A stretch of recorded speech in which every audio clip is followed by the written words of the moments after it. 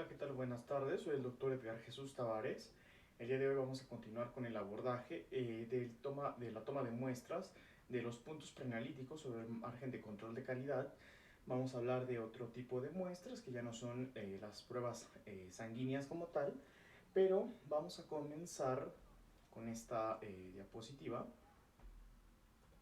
la cual habla de los diferentes analitos. En este caso se enlistan del lado derecho una columna con diferentes marcadores, son del departamento correspondiente de endocrinología y hormonas, en donde podemos observar diferentes marcadores que en su conjunto se establecen como primordiales péptidos que en la fase analítica pudieran realizarse mediante ensayos de quimioluminiscencia. Podemos observar que del lado tenemos a la progesterona y la prolactina, que son hormonas peptídicas, las cuales, bueno, se comparten en este caso con el tubo aquí que se comenta como de parina, pero puede ser también suero, y que se establece 48 horas.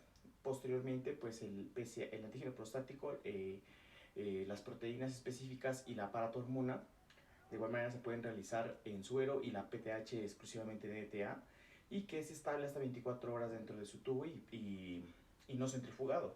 Aquí estamos hablando de la estabilidad de los analitos en la sangre no centrifugada, es decir, cuánto tiempo tenemos para nosotros poder transportar las muestras si no contamos con un equipo de centrifugación. Tenemos el receptor de la transferrina, se toma primordialmente en tubo sérico o heparinizado y es estable durante 6 horas. Tenemos el sodio, se toma en suero y es estable hasta 48 horas. Recordemos que el sodio es muy estable, no así el potasio. El potasio se puede realizar hasta máximo 2 horas posteriores a su proceso. Los marcadores tiroideos T3, T4, T4 y la fracción libre van en tubos séricos y son estables hasta 48 horas. La tiroglobulina, de igual manera, se toma en tubo rojo y es estable durante 24 horas. La transferrina es estable durante 4 horas, los triglicéridos es estable 6 horas, la troponina es estable 6 horas y la TSH es estable hasta 24 horas. La vitamina B2 y la vitamina D son estables de 24 a 48 horas. Continuamos con algunos otros marcadores. La dehidroepiandrosterona sulfato, el estradiol y la ferritina son estables desde 24 a 48 horas. El hierro y las ferritinas séricas son estables entre 8 y 24 horas. Algunos folatos, el fósforo y la fosfatas alcalina, son estables durante 48 horas, al igual que la gamma-glutamil transpeptidasa y la hormona estimulante, folículo estimulante. La hormona de crecimiento es estable 24 horas y el glucagón 24 horas. La glucosa es estable hasta 2 horas posteriores, estamos hablando de muestras no hemolizadas y no centrifugadas, y hablamos de que se ha tomado, por ejemplo, en este caso que se colocó en tubo de oxalato, este previene la degradación de la misma y es estable hasta 2 horas. El HDL es estable 24 horas y las aptoglobinas de igual manera 24 horas. La insulina es estable durante 6 horas. El LDL y la leptina son estables de 24 a 48 horas. La lipasa y el magnesio son estables de 24 a 48 horas. De igual manera, el magnesio, la PCR, el péptido C. Y recordemos que el potasio solamente es estable 2 horas. Bueno, para hablar de la muestra de espermatobioscopía, tenemos de este lado, en esta diapositiva, algunos criterios para la toma de la muestra de semen. Debemos recordar que la muestra debe tener previamente una abstinencia sexual de 3 a 5 días antes de la colocación de la misma.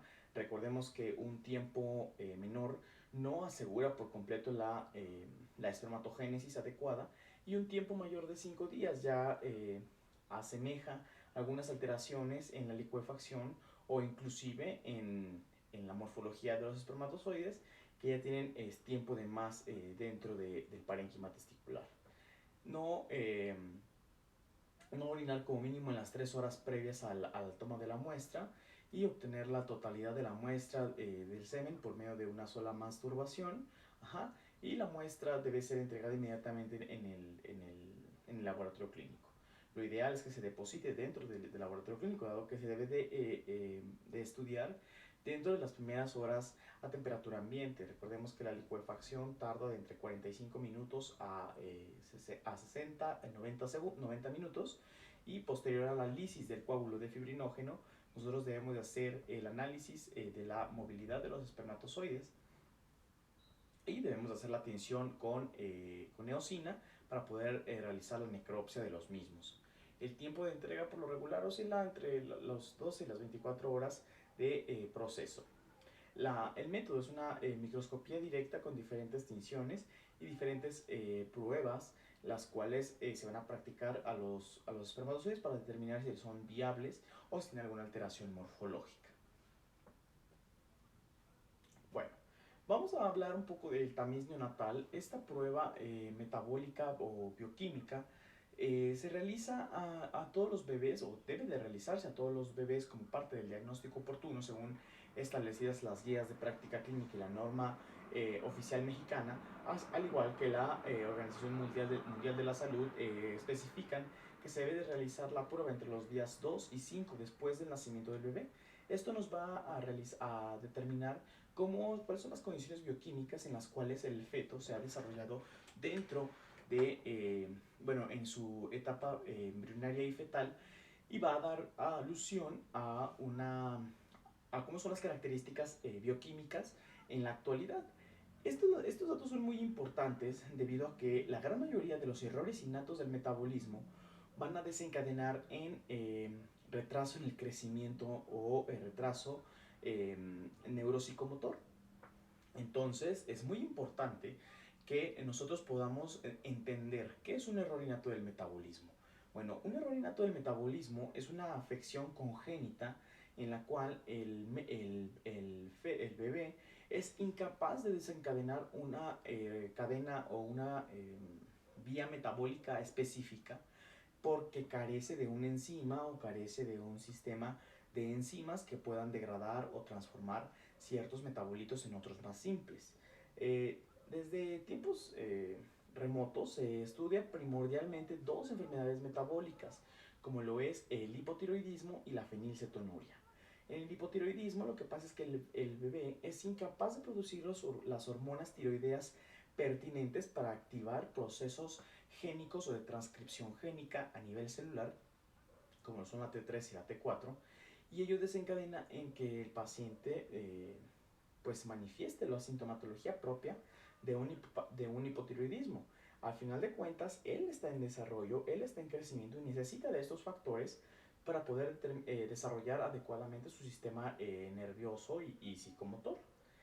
Es decir, un paciente no detectado con hipotiroidismo está condenado a crecer con una especie de parálisis cerebral o retraso mental. Esto es un error innato por ausencia de ciertos metabolitos. Y la fenilcetonuria, que es una enfermedad por atesoramiento, en donde el paciente es incapaz de metabolizar la fenilalanina y desencadena acumulación de la misma, provocando de igual manera retraso mental. Son enfermedades relativamente pues raras, pero recordemos que una enfermedad rara es aquella que se deriva o se define como una en cada 10.000. En el hipotiroidismo estamos hablando de que uno de cada 2.500 pacientes padecen la enfermedad, y de la fenilcetonuria uno de cada 20.000. Entonces hablamos de que la fenilcetonuria es un trastorno raro, pero el hipotiroidismo congénito no. Entonces el tratamiento primordial del hipotiroidismo se basa en proporcionar de manera externa las hormonas tiroideas pues tamizadas a los requerimientos del paciente. Y en el tratamiento de la fenilcetonuria se basa en la dieta ausente de la fenilalanina o baja desde los primeros días de vida, para evitar que se desarrollen las alteraciones congénitas propias de la enfermedad. ¿Cómo se realiza esta prueba? Bueno, pues es primordialmente una punción a nivel del talón que asegure una adecuada cantidad de sangre capilar, y se va a colocar en unos especie de papel filtro, el cual se va a estudiar posteriormente por cromatografía de masas. Entonces, el diagnóstico oportuno es realizar la prueba entre los 2 y 5 días después al nacimiento. Pasando estas fechas, el estudio ya no es del todo pues, relevante, dado que se van modificando las condiciones en base al fenotipo o a la expresión génica y la acción del medio ambiente sobre el paciente.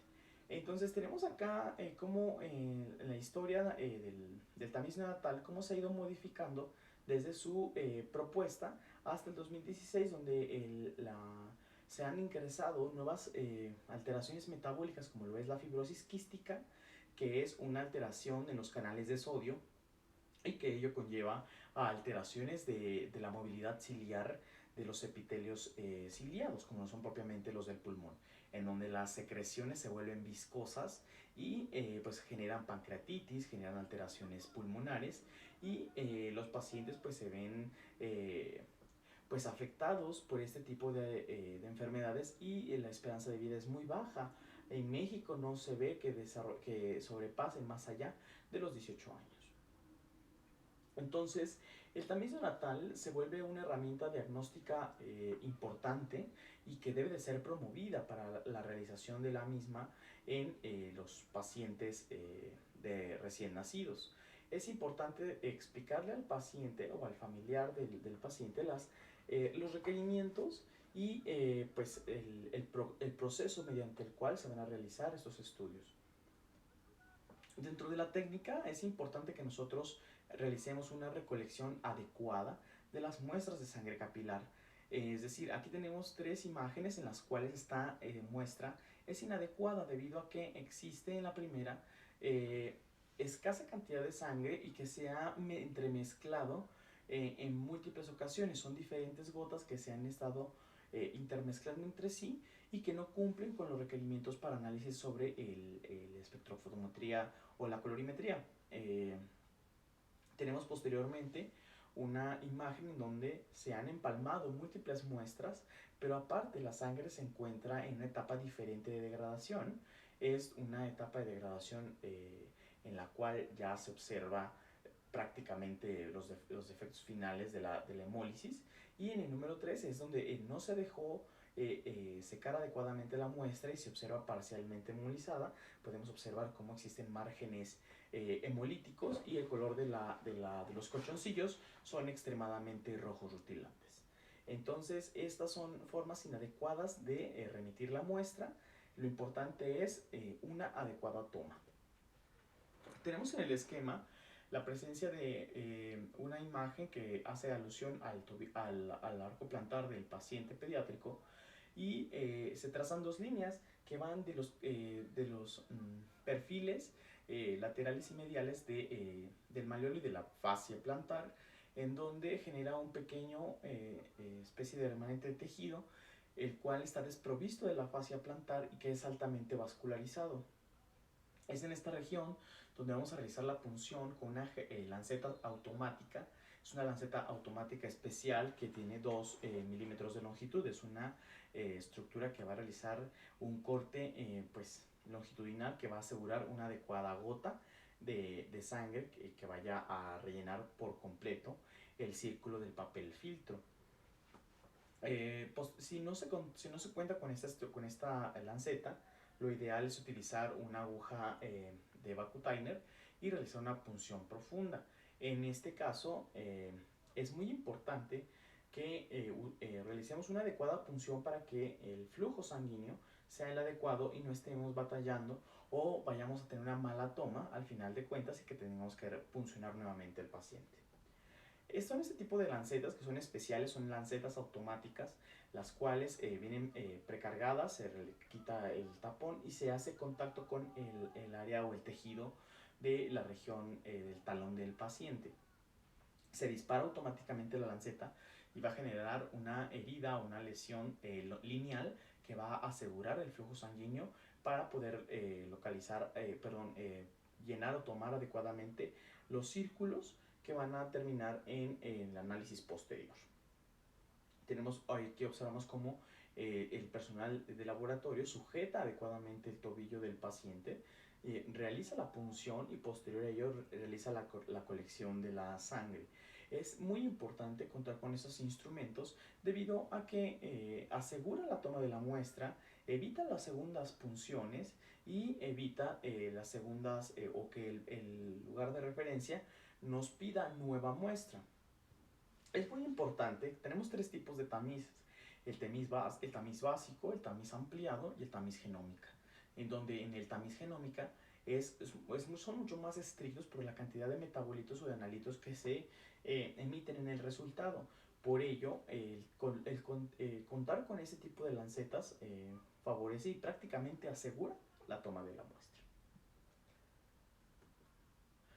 Hablando de la muestra, la toma de muestra ginecológica, es importante nosotros estemos familiarizados, uno, con la cama de exploración ginecológica, la cual debe de contar con dos pieceras que sean móviles y que generen un ángulo de apertura adecuado para la visualización correcta de los genitales femeninos. Posteriormente tenemos que tener un espejo vaginal, el cual asegure la apertura del canal o del introito vaginal. El tercer punto es la iluminación, en donde debemos de tener o contar con una lámpara de reflejo, la cual genere una iluminación óptima para poder visualizar el fondo del útero en caso de que la toma de muestra sea para Papá Nicolau. En la estructura del espejo vaginal es muy importante que nosotros comprendamos las partes del mismo. Tiene dos olivas, ajá, y esas olivas culminan en una especie de diafragma que van a realizar una apertura del canal. El espejo vaginal o pato entra de manera horizontal al mango con las olivas verticales. Posteriormente se da un giro de 90 grados para que el diafragma quede en sentido vertical y las olivas en un sentido horizontal, y ello permita realizar la apertura del canal de manera cuidadosa. Ajá. Abrimos el canal y vamos a visualizar cómo bota el cervix o la parte posterior del introito, va a culminar en el cervix uterino, el cual va a hacer una ligera prominencia y que tenemos que nosotros rectificar para poder observar de manera adecuada. Existen diferentes puntos para tomar la muestra en el caso de hablar de la citología para Papá Nicolau. Podemos observar en el esquema la presencia de una especie de citobrush o cepillo, el cual tiene una especie de puntas que entran directamente en el conducto, en el canal cervical externo, y ello pues colinda o toca las partes del canal del exocervical, y al hacer una especie de círculo de rotación de 360 grados va a recabar células tanto del endocervix como del exocervix. Para la toma de muestra ginecológica, pero para exudado vaginal, nosotros colocamos el espejo y podemos tomar el flujo que encontremos en las paredes vaginales. Estamos hablando de que buscamos flujo purulento o flujo de características anormales para poder realizar el examen físico en fresco, la atención al GRAM y el cultivo de microorganismos. Es muy importante no confundir con la toma del canal cervical. En este caso, nosotros realizamos una toma de las paredes vaginales que están adyacentes y que observamos que tienen flujo de características anormales. Ajá. Y en el Papá Nicolau tenemos que tomar muestra del canal endocervical, del exocervix y del fondo de saco. Ello nos va a permitir obtener células de diferentes zonas de la mucosa del cervix y poder determinar si existe o no algunas alteraciones celulares que puedan hablar de una lesión maligna o premaligna. Dentro de la solicitud del examen, hablando de las muestras ginecológicas, es importante que nosotros recordemos que los puntos críticos en esta toma de muestra es que se tome adecuadamente de las partes involucradas. No es introducir pues el espátula de aire y tomar de donde sea. Es importante la visualización del canal cervical. Es importante que nosotros observemos el cervix uterino para de esta manera poder tomar muestra del endocervix, del exocervix y del fondo del saco. Es importante realizar estos tres pasos y para hacer los barridos o los extendidos en las laminillas. Hablando de la técnica para cultivo vaginal, tenemos que tomar primero un hisopado, el cual va a ser o se va a colocar en el medio de transporte Stuart, un segundo hisopado, el cual va a ir directo a un frasco, a un tubo de ensayo con solución salina para el examen en fresco, y un tercer hisopado que va a ser un extendido en una laminilla para una tinción al grano. En el caso de la técnica para Papa Nicolau, tenemos que hacer un extendido de forma circular de las células provenientes de la espátula de aire de la parte canulada o de la parte lobulada de la espátula. Vamos a hacer una especie de círculo, y sabemos que eso es parte del canal exocervical. Y posteriormente, con la porción puntiaguda de la espátula de aire, vamos a colocar igual manera en forma de semicírculo la muestra que se recogió del introito cervical o del canal endocervical, y de esta manera aseguramos que tenemos células de las diferentes áreas o porciones del útero o del cuello uterino.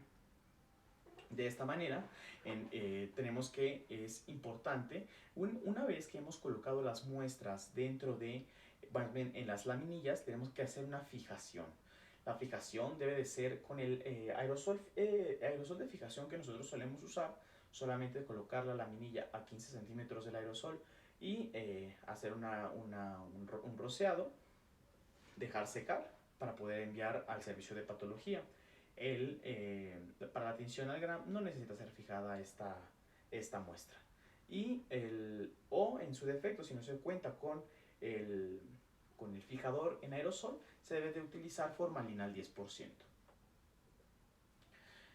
Un punto crítico o un punto muy importante es el que nosotros seamos capaces de visualizar alteraciones a nivel endo o exocervical, y que sean compatibles con alteraciones ulcerosas, con alteraciones hemorrágicas infecciosas o con prominencias verdaderas de tejido y ulceraciones profundas que abarquen más del 60% del cervix uterino. De igual manera, el paciente muchas de las veces solamente acude a que se le tome la muestra y no acude con un servicio médico. Es muy importante que el personal que recupere la muestra anote los datos clínicos que puede observarse tanto en el útero como en las paredes vaginales. Es decir, es importante que si nosotros estamos observando zonas de hemorragia en las paredes vaginales, lo reportemos como zonas hemorrágicas de las paredes vaginales. Si nosotros estamos observando alteraciones a nivel cervical, eso ya es otra situación. Podemos observar cómo en la diapositiva existen áreas del útero, la cual es visible, que es prácticamente el cervix, ¿no? Y que se continúa con el útero.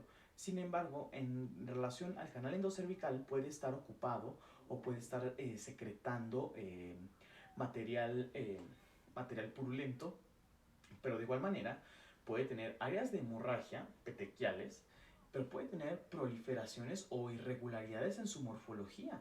Vemos como la imagen 4 con respecto a la imagen 2, la imagen 2 es una alteración ulcerosa, y en la imagen 4 es una total pérdida de la morfología anatómica del cervix. Vemos cómo tiene 4 prominencias, y si lo correlacionamos con el esquema en un corte coronal, podemos observar que son proliferaciones de tejido desde la porción interna del útero que se ven manifestadas en el canal cervical.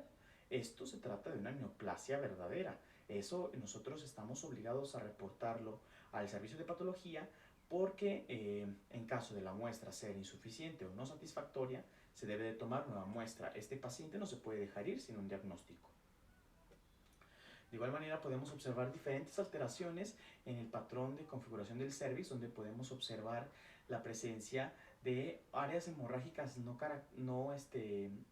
tipificadas, prominencias que son, por ejemplo, en este caso quísticas de la pared post superior del cervix, la presencia de un pólipo, que es una estructura hemorrágica que protruye a través del canal cervical, y la presencia de alteraciones en la morfología externa, que son áreas desprovistas o con alteraciones de la coloración de la mucosa, y que pueden ir desde procesos inflamatorios hasta algún proceso inflamatorio agudo o hasta un proceso crónico.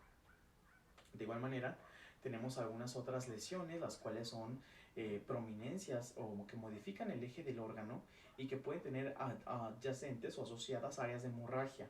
Es importante que si nosotros vemos que la morfología del cervix está perdida o está alterada por alguna lesión que protruye desde la parte posterior del útero, se reporte como una pérdida del eje anatómico del cervix uterino y, y ya nosotros, bueno, en este caso el patólogo definirá si existen células metaplásicas que puedan correlacionarse con una lesión neoplásica o con una lesión displásica. Es importante que podamos observar, si se fijan las imágenes que hemos visto previamente, no se comparan con este tipo de imágenes. Estas son verdaderas irregularidades, prominencias de la mucosa que pueden ser lobuladas o de gran tamaño y que pueden estar asociadas a áreas extensas de hemorragia. Pareciera que una enfermedad tan avanzada no pueda llegar a citología de detección oportuna. La realidad es de que el poco criterio médico, de autocuidado que existe en la población mexicana es muy alto y todavía el cáncer de cervicouterino forma parte de un problema de salud pública en las mujeres mexicanas y que debemos de tener especial cuidado a nosotros visualizar este tipo de estructuras en el cervix uterino al momento de tomar la muestra. Esto se debe de reportar al servicio de patología. Para los criterios de las muestras microbiológicas, tenemos que tener en cuenta primero qué tipo de muestra es y para qué tipo de cultivo se va a desarrollar. El tiempo crítico y la temperatura a la cual se puede transportar y el medio de transporte que se debe de utilizar. En este caso, hablando de las muestras de orina, es importante que el tiempo crítico de traslado debe ser menor a 12 horas y si la muestra no se ha sembrado, debe de ser refrigerada con tal de mantener la tasa de replicación bacteriana estática y que no generar falsos positivos con un pico de crecimiento por aumento de la temperatura. El medio de transporte primordialmente pues es un frasco estéril y hablando de las muestras de orina, es importante que nosotros tengamos en cuenta que la producción de nitritos va a aumentar, se refrigere o no se refrigere la muestra. Entonces, si lleva examen general de orina, debemos de considerar el tiempo que lleva la muestra dentro del frasco para poder determinar si eso es viable reportar o pedir una muestra. Entonces, hablando de las muestras de heces, el medio de transporte es un frasco estéril y el tiempo crítico de traslado son 12 horas. El cultivo de líquido cefalorraquídeo se debe de transportar clásicamente en un tapón de baquelita, es decir, un frasco con tapón con rosca, y se debe de procesar, se debe de adicionar a un caldo de infusión cerebro-corazón. Hablando de material de respiratorio o de biopsias, el equipo de transporte debe ser un tubo seco o tubo estéril y el tiempo crítico son 30 minutos para poder trasladarlo al laboratorio y que no pierda las propiedades ya sea para aerobios o anaerobios. El tipo de muestra, dependiendo de los pacientes que son en situaciones especiales, por ejemplo en pacientes quemados, pacientes con úlcera de decúbito, pacientes con hisopado de absceso perirectal, hisopado de lesiones gangrenosas o hisopados periodontales o úlceras varicosas. Si se fijan, estas zonas o estas regiones son propiamente aquellas que van a estar cerradas y que van a buscarse anaerobios. Es muy importante que se anote qué tipo de paciente y qué tipo de muestra fue la que se realizó o la que se lleva en ese medio de transporte, debido a que se debe de asegurar la total anaerobiosis desde la toma de la muestra hasta la posterior inoculación. Hay lugares en los que por regla pues se incuban algunos agares como lo es agar sangre, chocolate y casman en anaerobiosis total, pero hay lugares en los que no se realiza intencionadamente la búsqueda de anaerobios. Entonces, estos tipos de muestras son susceptibles del crecimiento por anaerobios y que debe de indicarse al personal de microbiología para realizar las siembras en los medios y las formas adecuadas. Para los frascos de hemocultivo deben de ser una muestra representativa de la volemia total del organismo y debe de llevar cierto porcentaje de la misma para inocularse en el frasco de transporte de medio de cultivo. Es decir, en un paciente que tiene un peso aproximado de más de 36 kilos es considerado un paciente adulto. Por lo tanto, la volemia va a ser mayor a 2.200 mililitros, la volemia total. Se debe tomar por pares o pareadas las muestras de hemocultivo de manera rutinaria y de manera estandarizada. Y se debe de colocar al menos 20 mililitros en cada frasco, y eso asegura que el volumen de sangre sea representativo, 40% sea el 1.8% de la volemia. De esta manera nosotros estamos asegurando que la representación de la muestra es significativa con respecto al total de la sangre, porque podemos por ahí de una manera subóptima tomar, no sé, 5 mililitros, 3 mililitros y colocarlo en el frasco medio de cultivo. Hay varios medios de cultivo en la actualidad que vienen estandarizados para 5 cc, en donde disminuyen las concentraciones o los volúmenes del líquido dispensorio y de la tablilla de agar que se viene adosada en el cultivo, y podemos utilizar 10 o 5 centímetros cúbicos de sangre. Eso ya dependerá de cada proveedor y del tipo de frasco de medio de cultivo que nosotros tengamos en el laboratorio. Para las muestras de secreción vaginal y de secreción endocervical es importante tener en cuenta que si se buscan, por ejemplo, en este caso clamidia o VPH, el medio de transporte es específico.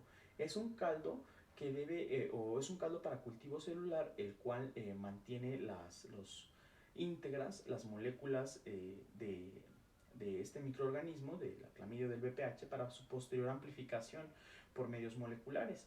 Este mecanismo no se toma en un frasco seco, no se toma con hisopado, se toma con el caldo o el medio de transporte específico para el traslado. Y hablando de secreciones endocervicales, pues vamos a buscar primordialmente micoplasmas, uroplasmas, clamidia y VPH.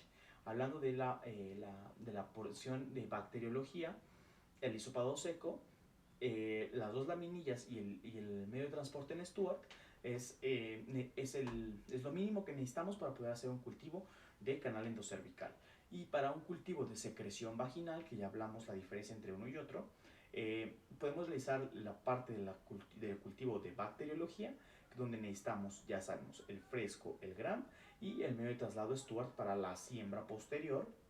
Y el cultivo de hongos o anaerobios es un hisopado con medio de transporte especial, hermético, cerrado al vacío. Es decir, no podemos usar medios de transporte preparados, tenemos que usar los que vienen de fábrica y de preferencia con matriz negra. Estos medios de transporte aseguran la completa anaerobiosis y para posteriormente su sembrado en los medios convencionales. Entonces, de manera de resumen, los cultivos microbiológicos pueden ser de diferentes tipos. Podemos tener cultivos altamente sensibles o específicos, por ejemplo, en la búsqueda del Corynebacterium diphtheriae, en donde el traslado debe ser en caja térmica sin hielo y debe de ser el tiempo de traslado máximo 24 horas.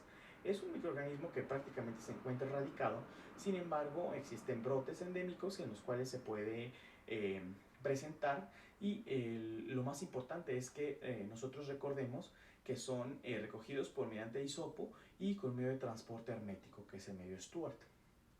Y para los cultivos de lavados broncoalveolares, fluidos orgánicos estériles, como son los fluidos gástricos, los fluidos peritoneales, el cultivo de secreción de oído o de punta de catéter debe de ser enriquecido previamente con un caldo de infusión cerebro-corazón.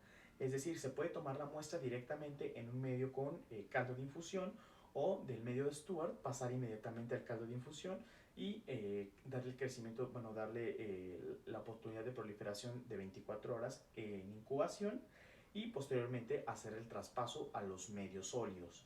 Es importante que nosotros recordemos que si es un cultivo de oído, de punta de catéter y de otros fluidos estériles como lo es estómago, líquido peritoneal o lavados broncoalveolares, se debe de realizar una infusión previa en caldo cerebro-corazón, el cual se puede usar como medio de transporte, o se puede usar el Stuart y posteriormente pasarlo al caldo de infusión. Hablamos de inmunofluorescencia directa, espermocultivos cultivos de líquido cefalorraquídeo o hemocultivos, donde son el crecimiento positivo es primordialmente pues poco habitual. En estos tipos de cultivos no debe de haber crecimiento, y si existe crecimiento, debe de ser un crecimiento significativo y de un microorganismo elocuente, que se aísle o se elimine por completo el factor de contaminación, debido a que si existe microcrecimiento en un cultivo de líquido cefalorraquídeo, estamos hablando de un proceso infeccioso del sistema nervioso central, lo cual es sumamente grave. Entonces, en estas áreas, por ejemplo, en un cultivo de semen que se reporta crecimiento bacteriano, estamos hablando de que existe una infección en un lugar donde el antibiótico es de difícil acceso y que va a trascender a una prostatitis crónica primordialmente. Es importante por ello nosotros eliminar el factor de contaminación. Por lo regular, las muestras de líquido cefalorraquídeo y de hemocultivo ya vienen proporcionadas por el personal de hospital o por el personal que ha transferido la muestra. Sin embargo, en los pacientes que van para espermocultivo, está totalmente prohibido que si va a cultivo se abra el frasco en el área de proceso para tomar muestra para la espermatobioscopía. Esto se puede realizar posteriormente a la toma de muestra para el cultivo bacteriológico, siempre y cuando se haga de una manera rápida y de una manera aséptica totalmente, en donde solo tomamos escasa cantidad, hablamos de 20 microlitros de semen para realizar el sembrado en las diferentes cajas, y posteriormente podemos realizar la espermatobioscopía en caso de que lo tenga. Está prohibido abrir un frasco de espermatozoide, de semen, para realizar una espermatobioscopía cuando se cuenta con también cultivo de esperma. Y algunos otros cultivos especiales, como los aspirados traqueales, orofaringios o para bordetella pertussis, en donde el tubo el material de cultivo o el medio de transporte son medios especiales, medios de Lancefield, caldos de cerebro-corazón. En este caso se debe de utilizar estos tipos de transportadores porque los microorganismos son de difícil aislamiento. Y para los cultivos de orina es importante que nosotros tengamos en cuenta cómo se obtuvo la muestra. Es decir, la muestra debe ser en adultos, pues del chorro medio, asegurando que se va a eliminar por completo el factor de contaminación de los genitales inferiores. Ajá. Y al colocar el chorro medio, pues estamos asegurando que es primordialmente proveniente de las vías urinarias altas y que por arrastre va a traer de las vías urinarias bajas, y de esta manera podemos nosotros generar un reporte confiable. Sin embargo, si el paciente fue pediátrico y se tomó por bolsa recolectora, es importante que nosotros entendamos que el paciente tiene 2 horas para colectar la muestra. Si la muestra de orina no se fue colectada a las 2 horas, debe de retirar esa bolsita, realizar un nuevo aseo genital exhaustivo y posteriormente colocarla y esperar máximo otras 2 horas para que hasta que pase o hasta que el paciente deposite la muestra.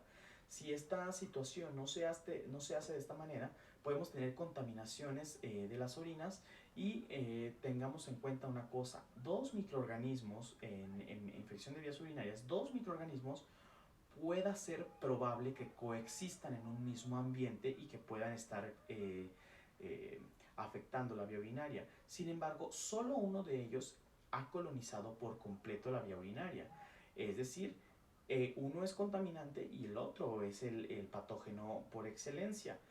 Sin embargo, la presencia de 3 microorganismos, eso ya no es viable. Eso ya habla de un proceso de contaminación, tal vez con heces o con los mismos genitales del paciente, y ya obliga a tomar una nueva muestra con una adecuada recolección. Hablando del urocultivo, existen los criterios de Kasman. Los criterios de Cass hablan de que si la toma de muestra fue del chorro medio o por bolsa recolectora, debe de ser mayor a 100.000 unidades formadoras de colonias para que sea representativo y confiable el diagnóstico. Si la muestra fue tomada por sonda vesical, debe de tener más de 30.000 unidades formadoras de colonias. Y si la punción fue suprapúbica, con más de 5.000 unidades formadoras de colonias, ya es significativo. Entonces es importante que nosotros tengamos en cuenta cómo se fue que se tomó la muestra de orina y, y cómo está el crecimiento bacteriano. Existen dos microorganismos, ok, eso podría ser viable o podría ser hasta cierto punto loable. Sin embargo, solo uno de ellos es el patógeno por excelencia. De igual manera, si tenemos más de dos microorganismos, tenemos tres microorganismos, cuatro, eso es una contaminación bacteriana exógena. La muestra se debe de repetir y se debe de colocar nuevamente a siembra y se debe de hablar con el paciente y se debe de instruir adecuadamente para que se tome la muestra con las características específicas. El medio de transporte de este tipo de muestras es en caja térmica sin hielo. Hablando del cultivo de Neisseria gonorrea, hablamos de que es un hisopado directo de la uretra. Introducimos el hisopo a través del canal de la uretra, ya sea femenina o masculina, y de una manera con especie de masaje prostático podemos hacer que las secreciones que están en la parte posterior las vamos a retraer a través pues, del canal perineal y a través del pene, hasta poder observar cómo la secreción llega a la punta del meato. En este punto es muy importante debido a que son las muestras que ofrecen mayor sensibilidad y especificidad para el crecimiento o el aislamiento de la cepa. Es muy importante, la cepa de Neisseria gonorrea es de difícil aislamiento en el laboratorio. Es muy importante que tengamos el aislamiento real porque la tasa de resistencia a antibióticos en este microorganismo es muy alta. La ceftriaxona, que era el gold standard para este microorganismo durante mucho tiempo, ha ido perdiendo sensibilidad por el uso indiscriminado de antibióticos y muchas de las veces puede mostrar un patrón de resistencia totalmente ajeno o anormal a lo que podemos nosotros conocer de este microorganismo. El aislamiento de la cepa es muy importante. Una adecuada toma de muestra desde las secreciones prostáticas más posteriores o internas a través de una especie de masaje prostático o de externalización de las secreciones otorga mayor sensibilidad y especificidad para el aislamiento de la cepa bacteriana. Hablando de diferentes tipos de muestras biológicas, estamos pues con las orinas. Ya habíamos platicado que es una emisión espontánea, una bolsa recolectora, emisión espontánea de chorro medio, una bolsa recolectora, un cateterismo transureteral, una punción suprapúbica. Dependiendo de cómo se obtuvo la muestra, existe mayor sensibilidad y especificidad para la positividad de una infección del tracto urinario. Lo más importante aquí es determinar cómo se hizo la recolección y cómo está el crecimiento bacteriano, si es acorde o discorde, si existe o no sospecha de contaminación. No se deben de aceptar bolsitas recolectoras con la presencia de talco, cremas, pomadas o inclusive material fecal para para su análisis. Esto se debe de rechazar de manera categórica. Sin embargo, existen algunos familiares en los que ya están totalmente fastidiados y dicen, ya, hágale la siembra de eso. Y bueno, tampoco se va a negar el servicio, solamente se debe de tener muy en cuenta esta situación y que a pesar de que se le ha asesorado al paciente, él está pues solicitando la siembra del estudio. No vamos a conflictuarnos con el paciente en ese tipo de situaciones, pero sí se debe de realizar una nota o de colocar una nota en la cual se deje claro que la muestra es inadecuada para su siembra o para su proceso y que no se debe tomar decisiones médicas en relación a esa muestra sembrada. Bueno, pues de mi parte sería todo. Hablamos del control de calidad de algunas de las muestras más importantes en el laboratorio clínico. Es importante que nosotros tengamos en cuenta que, como hablábamos en la primera sesión, el 65% de los errores en el reporte son ligados a la fase preanalítica, es decir, aquella en donde la toma de muestra es tomada de manera inadecuada. Hablamos de manera inadecuada, pero de todos los tipos de muestra, entre ellas, pues las ginecológicas, las muestras de cultivo, las muestras de orina. Es importante que nosotros tengamos bien en cuenta cuáles son las indicaciones y contraindicaciones y cómo es la forma adecuada de tomar o de depositar las diferentes muestras de estudio microbiológico, de estudio ginecológico y para otros estudios especiales como lo es la espermatobioscopía. Debemos de tener en cuenta que una inadecuada toma de muestra va a desencadenar un reporte erróneo. un reporte erróneo definitivamente no debe de ir ligado a algo que es fácilmente eh, solucionable, pero de igual manera debemos de tomar énfasis y estar en función de que si nosotros tenemos conciencia y nuestro proceso es totalmente acorde y cerrado, el nivel de error es muy bajo. El punto clave aquí es la homogenización del proceso en la toma y adquisición de muestras en de las diferentes pues, etiologías o de las diferentes regiones. Ajá, y con un proceso cerrado, nosotros podamos tener la menos variación en resultados y con ello pues mayor confianza al emitir el mismo. Bueno, pues esto fue todo de mi parte con relación a el control de calidad de la toma de muestras de laboratorio. Soy el doctor Edgar Jesús Tavares. Pues nos vemos pronto.